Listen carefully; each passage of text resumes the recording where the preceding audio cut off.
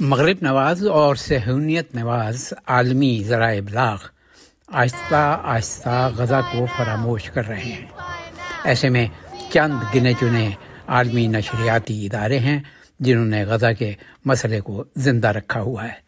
ایک تازہ خبر کے مطابق امریکی صدر جو بائیڈن کو مچیگن میں احتجاج کا سامنا کرنا پڑا ہے۔ امریکی خبر رسائی ایجنسی کے مطابق امریکی صدر کو اہم انتخابی ریاست مچیگن کے دورے کے دوران غزہ میں اسرائیل کے اقدامات کی حمایت پر احتجاج کا سامنا کرنا پڑا۔ خبر رسائی ایجنسی کا کہنا ہے کہ اسرائیل حامی پالیسیوں کی وجہ سے عرب مسلم آبادی بائیڈن انتظامیہ کے خلاف ہے۔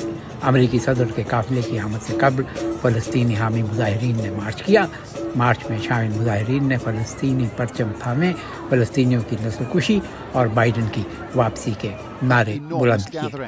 اسی دوران وسطی لندن کے علاقے میں ایک مرتبہ پھر کئی ماہ سے جاری غزہ کے حق میں، فلسطینیوں کے حق میں اور اسرائیل کی انسان کش پالیسیوں کے خلاف احتجاج ہوا۔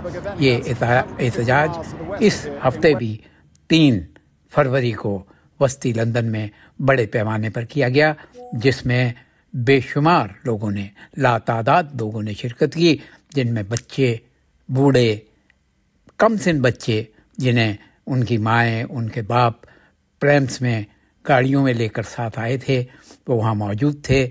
اسرائیل کے خلاف اور اسرائیل نواز حکومتوں کے خلاف برابر نعرے لگائے جا رہے تھے۔ غزہ کے مظلوم فلسطینیوں کی حق میں نعرے لگائے جا رہے تھے اور ان سے اظہار یکجہتی کیا جا رہا تھا۔ ایسے میں ایک بہت ہی توجہ طلب بات مسلم ممالک کے حکمران اور مسلم ممالک ہیں جو ابھی تک خواب خرگوش میں ہیں۔